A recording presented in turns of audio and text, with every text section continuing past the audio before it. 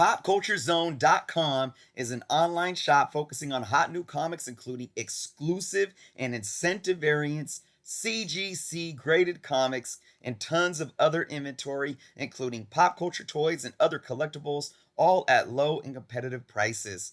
PopCultureZone.com ships all over the US. And if you are buying raw comics, they offer flat rate shipping of only $4.99. That's right, $4.99. Absolute craziness, right? And there's no taxes included, excluding New Jersey. Pop Culture Zone is also on eBay, where they hold a 100% positive feedback rating with over 8,000 completed transactions for this year alone. Make sure to check out the link to their website below, as well as their eBay link, so be sure to give them a follow there as well. All right, Chris, you do an amazing segment where people send in questions about their comic books. They have you answer, me answer, and the audience answer specifically about this segment called Props or Flops. Explain it to us right now.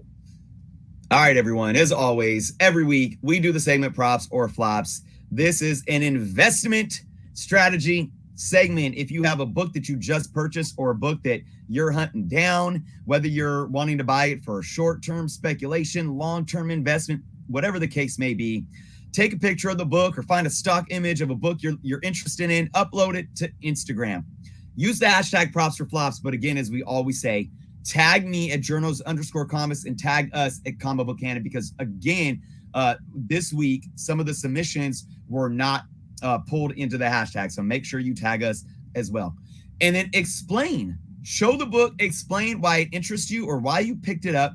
And the more details, the better. Because remember, in order to give it a props or a flops based on investment reasons, it's really good to understand what you paid for it, because that's going to be a key factor in my decision and Jeff's decision and all of our decisions and your guys' decision, saying, oh, I'm going to give that a props or I'm going to give that a flop. So submit them every week, and on our show, we will break down the market live. Facts. Absolutely. Again, very important to tag us, whether it be props or flops or fresh from the comic shop. Holy cow. Make sure you tag us and use those hashtags. Again, it gets a little messy these days. All right, Chris, we're just going to get into it. Should I just bring one up? Yep. I think we got a Spidey book. Let's see if I can. There we go. Nope. Oh, we got Deathlock. All right. So, guys, Deathlock. First appearance in Astonishing Tales 25. Some Bronze Age goodness. This is from Best Core 1. Best Core, thank you so much for your submission here. Let's read what Best Core wrote. Hey, guys, Journals Comics, Radioactive Bug. I bought a very fine copy of Astonishing Tales number 25 for $180 shipped. This particular raw copy has white pages, pressable defects, and could quite possibly bump up to a very fine plus, which in number terms, for those that may not know, that is an 8.5. All right, moving on. He further states, I wanted this book for ages and felt that it was time when I saw this copy listed at 20% off for Black Friday. Deathlock is an awesome character that can be inserted into pretty much any MCU scenario imaginable. I agree with that. Going on to say, this book is amazing regardless of the MCU. I agree with that as well. Such a great read, and that George Perez cover is an undeniable classic. Gotta give it props, am I right? All right.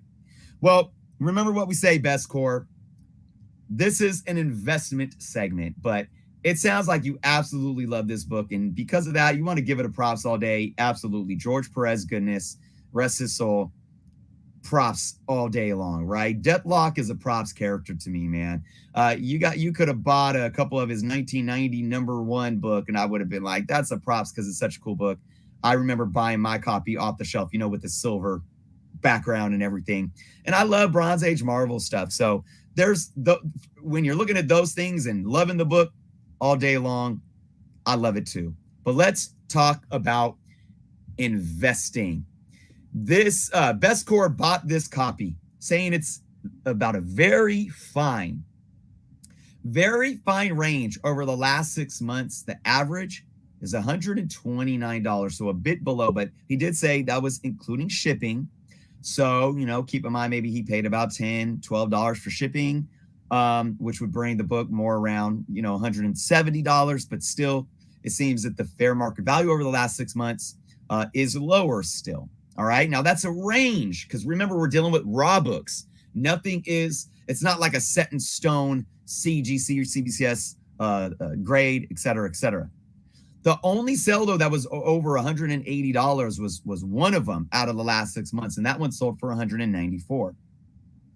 Now, this book is overall down since last spring. And last spring, that's this year, last spring was its peak. Very Fine Plus 8.5 CGC, 6 months fair market value. So now we're going to look at graded books, right? Because he said, I might be able to press and clean this and get this book up to a Very Fine Plus 8.5. So over the last 6 months, a graded 8.5 average is $245 with the last sale of $218.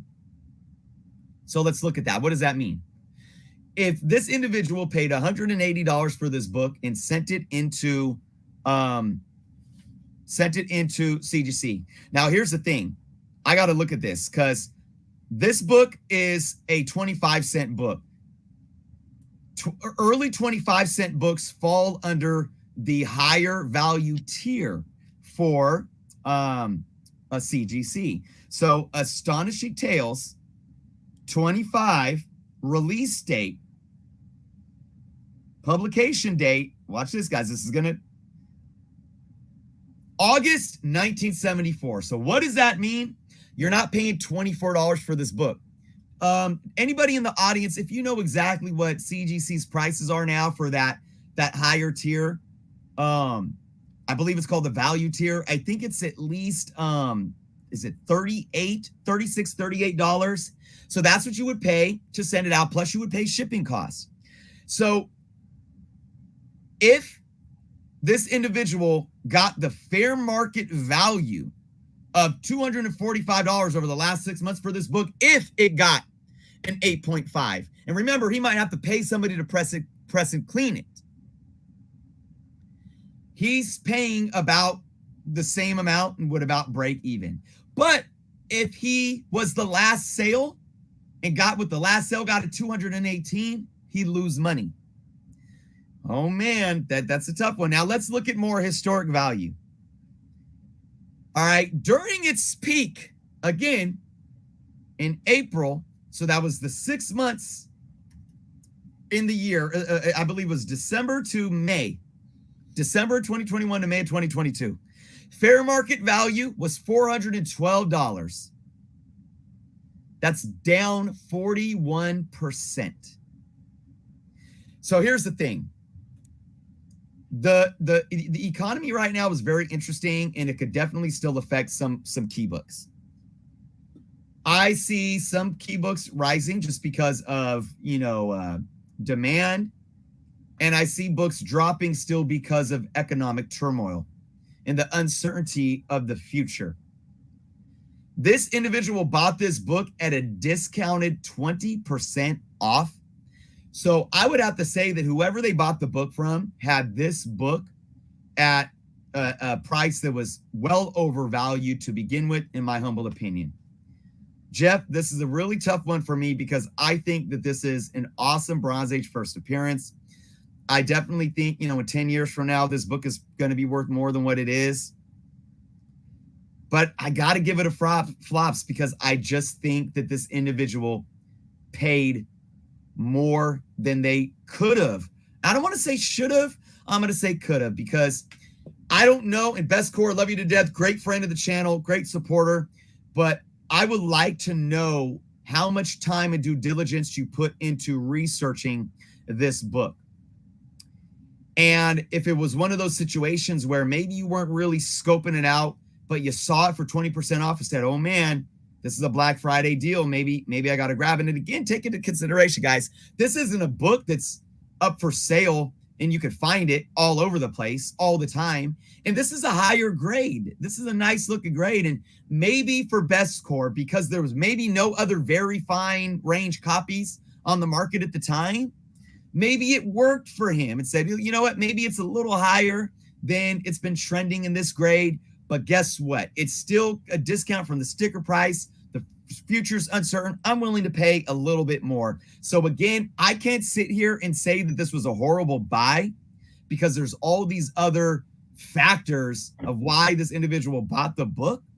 But overall, I need more context, and I just still feel that the individual overpaid, and that's why I'm giving it a very kind of like bitter.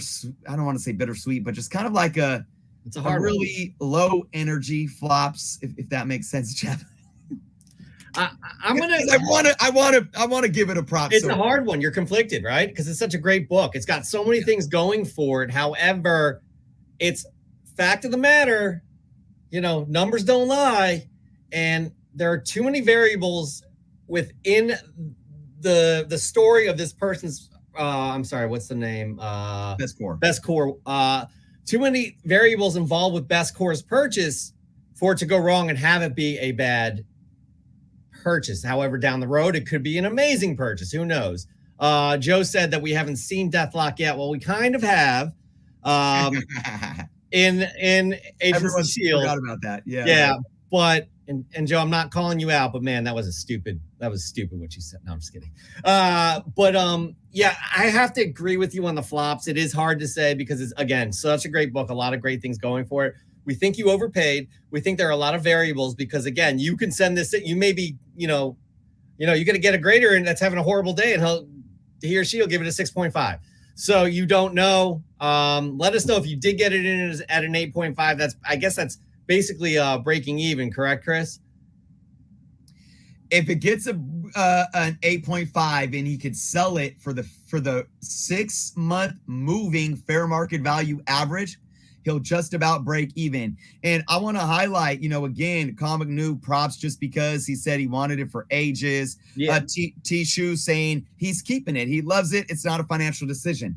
We agree with all of you guys. But again, he submitted this pickup to a segment where we break it down based on financial reasoning and financial decisions. So again, that's what we got to base our opinion on, but we're right there with you guys. I mean, this isn't a horrible buy of a comic. No. It's just like somebody wanting to go to a fancy restaurant and spend $30 a dinner plate, knowing that they could have cooked the same food at home for like a tenth of the cost.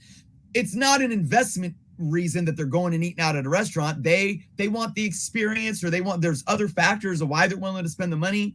And of course, there are those factors in here with Best Core. But again, investment wise, it was a very, very kind of more of a volatile. He put himself in a situation to be in a position to lose money because of the price that he paid for this book on the current market. Joe's trying to start something here. Chris, this might be the first time I disagree with you here. Could end up with a 9.0. This book is a solid long-term investment at fair market value. Yeah, but I'll say right back, he could end up with a 6.0. I had a lot two of variables. We don't know till we know, right? I had 2 books that I sent in to CGC that I thought were at least 8.5s. I thought my Silver Age Silver Surfer 72 was at least an 9.0, but it had a minimum, like it had a what they called a water spot this big, and I got a 7.0 on it. So we can sit here and play the game of what's CGC gonna do, this way or that way. I don't know Best Core's knowledge on grading. I don't know if he's studied any of the books or if he's really savvy to looking at that book. So yeah, everything's a gamble. But if this individual, if the seller, whether he got it from a store or wherever he got it from, if they are listing it at a very fine, and I'm the buyer and I'm looking at it and said, with the press it clean, I think I could get a very fine plus. And the way I do it, when I do that, when I'm looking at a book and say, I can press it clean this book, I am very conservative on what I think it could get max. So if I'm saying this could bump up to a very fine, if it's me, that's max. So if I'm best core in that situation, and I'm still looking at the price tag, $180, if I'm buying it for investment reasons, I'm negotiating with that seller. I'm saying, look, man, the market's been down. It can still go down. The market's been heavily down on this book. It's down 40% from earlier this year. The last, if I press it clean this and get a very fine plus, I might not even break even because the last one sold for $218. I'll give you 140 for it. That's what I would do. Did Bestcore do this? I don't know. But again, when looking from specifically an investment reason, it's a volatile state of the market with this book per the data that is given. You know, if we were looking at, if this book was already graded, and that's why they say, you know, that's why a lot of people say, I only stick to buying graded books, then you have more of a security in value, and that leans to, you know, which way you swing when you're making your purchasing decisions. But yeah, I hear it. Again, I'm not changing my mind. It's a reluctant flops on the investment side. That's a good way to put it. Reluctant flops. That's absolutely, but it's still a flop. Well, we got some additional great comments here. Looking for the cheapest deal isn't always the safest choice. Sometimes overpaying can be worth not getting ripped off. 100%. Absolutely. Yep. Very good point. Yep. Tishu. I thought this segment was, is it a good buy, prop or flop? Nothing to do with financial resell. If financial, prop to the seller and prop to the buyer. I still think that's a prop. Oh, so I think Tishu's saying that I think it was a good payoff for both parties involved at that price. Yeah, I would think so. Matt Stadge brings up a good point. By the way, Raising Elm, what's happening, hot stuff? Good to see you. I've overpaid for so many books as the months and years go by. I'm happy to have the books, and the few extra bucks I paid mean nothing. Yep. Again, and that's fine. I got the perfect example. I say it all the time. My Wolverine $1. I bought it raw, and I got into a little FOMO when the clock was ticking on an eBay bid. And I was like, $50 max. I think at that point in time, high grade raws were selling for in the $40 range. And I said, I'm paying $50. My final bid that I won it on was like $67. I overpaid for that book at the time. I sent it off to CGC. It got a 9.6. Now, I'll, you know, even if I kept it raw, I'd probably at least double my money selling that book right now. So yeah, I mean, that definitely. But that's a could happen. Yep. Not, you know what I mean? That at that moment when you overpay, that was a could happen. So again, a lot of things could happen. We just don't know. And Brendan Riley, speaking specifically to Deathlock, it's worth noting Deathlock just had a big arc in the main Avengers and Savage Avengers books. True story. If that mirrors in the MCU, especially with the timeline multiverse crossover, it could easily debut in the yes, anything is possible. 100%, including Nuke's Comics saying what's good, everyone, and what's good to you. All right. That was awesome. That's Great what we want to feedback. see. Yes, that's what we want to see from y'all. Everybody as a collective talking about props or flops, because we have a new one, Chris. We have another one here. Let's just get to it. Now I think we got some Spidey. That Spider-Man book. Boom. All right, guys. We got It's a Spider-Man book. It's a props, Jeff. I'm done. That's it. It's Spider-Man. Boom. All right. There we go. We're done. And that's our show, everybody. Good night. No, just kidding. No, just kidding. All right. No, just kidding. Let's look at this book. We got Spider-Man: The Lost Years in a CGC 9.6. All right, let's read. This is from Mod Cult Collectibles. Mod Cult Collectibles, thank you so much for the submission. This might be a kind of a speculative play, which I generally don't do, but as a Spider-Man fan, I've been following the events leading up to Dark Web, and that includes the introduction of Hallows Eve. I fell in love with their concept and design, and I'm hoping we see some Bonnie and Clyde action from her and Ben, as well as see how their relationship develops and how they interact with others in the Marvel universe. I think I paid fair market value for this issue today, around $50 that is shipped. It's a long-term hold, and no matter what, I have an issue of a character I really like and believe has future potential. I guess her fate is in the hands of the creative team. Well said, well broken down. Let's look at what this book's been doing. Janine Godby, first appearance in this book. recently became Hallows Eve in Amazing Spider-Man, was it issue 14? So of course that's got everybody's eyes on this book. So the only CGC 9.6 that I could find was a sale for $35. And I'm thinking that might be for this book because he said he paid about $50 for it. 35 plus shipping. I'm sure that's about $50. So that might very well be Mod's book. All right. Now let's look at the history though. A near mint high grade raw of this book has been a $2 to $3 book forever. Forever. I own this book, and I remember picking up this book because it was with some of the other issues of this run and some other kind of like random 90s unpopular Spider-Man stuff. I got them at a sale at Empire Comics here in Sacramento for $0.25 each. This was about the year before COVID, early 2019 maybe. So that's how much I paid for them. Score. $2 to $3 book all day long for years. Once Hallows Eve dropped, average raw is now $12, and that's over the last like month or so trending. Mm-hmm. There's been a few that have hit about $20. Okay, let's look at this. I always like to say I like when there's new characters that are introduced in the comics and there's a spike in demand because of that. I like that.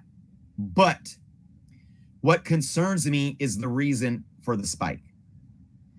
Do we really like the character? I like what Mod said here. I like the character because of what can happen in the comics. I like the design. How often do we hear people talking about the design? I think when we think about that, look at Venom.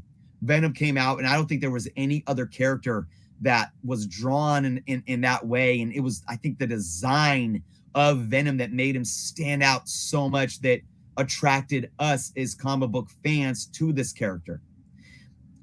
So there's a lot of those intrinsic variables, but I think we can't overlook the fact that anytime a character gets introduced in the comic books, a lot of people start focusing their attention on it, not because of what they think the character is going to be in the comics, but because, again, what does everything relate to right now with FOMO and just getting under the hype? Oh, man, here's a new character. They can show up in the MCU. And what have I said over the last year? And I think Frogman is the epitome of it.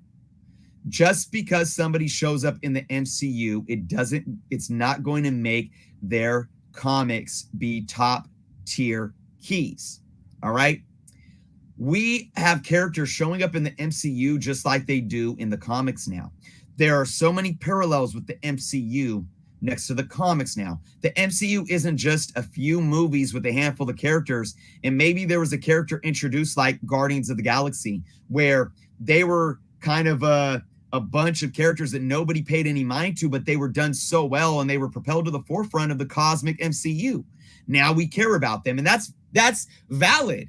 That's valid because they're classic MCU characters. Frogman. Now, though, we have TV shows coming out every other month. We have movies coming out every other month, just like comic books hit the shelves. Nobody cares about every single title and every single Simple Simon character that shows up. They're not going to hold value like your top tier characters or even your sidekicks or your B-list characters, whatever those are in your mind. So when we look at this book, you got to really think, how long is this character going to be around in the comics as well? Because how many, here's one thing. I've had so many problems with Spidey books. How many times are we going to go back to freaking Norman Osborn and goblins? Remember the Red Goblin? Like, that book was selling for freaking $30, dude. You can't even sell it for cover price now. And then we just had the Goblin Queen, and it's like, and now that's gone. I don't know if this character will pan out because specifically in Spider-Man, and I know because I've read every issue, they don't know what they're doing with Spider-Man. They don't. And if we do see this character show up in the MCU, it's going to be a long way because you'd have to introduce a lot of people And I don't think we're seeing Ben Riley anytime soon. I think we're going to get Miles Morales before we get a Ben Riley. And how does that even play? At least in the MCU and not in Sony properties. Maybe in Sony properties we'll get some type of ban. I don't know. I mean, maybe Sony could do something with goblins and the dark web before we even get a Green Goblin, because we know that that's what Sony likes to do. It doesn't make sense, right? I don't know. But when you look at the numbers, here's my thing. What do I talk about graded books? This is a book that to me needs to be in a 9.8 if you want to think about making any money. It needs to be. You got a 9.8 selling for $35. You're paying for the slab. You're paying for the slab. But I still wouldn't even buy this book in a graded 9.8. Go to your LCSs right now. I'm spoiled. I know all of you aren't. I have about 12 LCSs that I can hit up in one day in SAC. You know what I'm going to do? I'm going to look in the back issue bans, and I guarantee you there's going to be one store that I can find this in the back issue bans, probably in a high grade for under $5. But even if they are, I would rather spend, if the fair market value of this in 9.8 potential books is $12, I would rather spend $50 on 4 raw issues of this book. Keep them raw. And when something happens, if something gets announced of this character in the MCU or in the Sonyverse, I'm selling them all. I'm selling them all right there raw, because what it's going to cost me to send out to CGC, and I'm going to be paying the $15 pre-screen, whatever it is now, or is it still $5? A $5 pre-screen for the 9.8s, because if they don't come back 9.8s, I'm wasting money. Mod, again, as a Spider-Man fan, spending $50 isn't a lot of money for a lot of people. You like this book, you like what they're doing for the character in the comics, fine. I would not have spent $50 on this book.